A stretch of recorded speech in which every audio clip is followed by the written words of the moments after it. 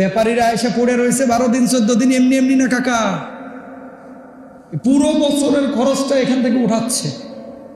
তাহলে ধনী কিনতেছে, কিনে খাচ্ছে বা কোরবানি দিচ্ছে, আর আপনি কিনে মূলত তার 1 বছরের সম্বল তার হাতে তুলে দিচ্ছেন। সুবহানাল্লাহ।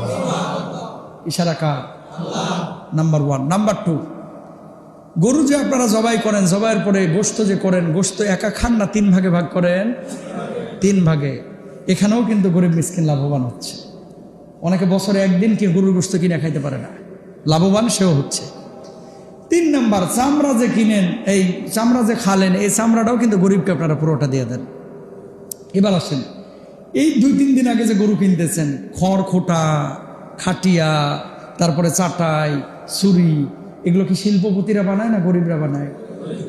তো ওখানেও কিন্তু তারা ফাইন্যান্সিয়ালি লাভবান হচ্ছে। আল্লাহর নিজামটা দেখছেন? ইসলাম কেন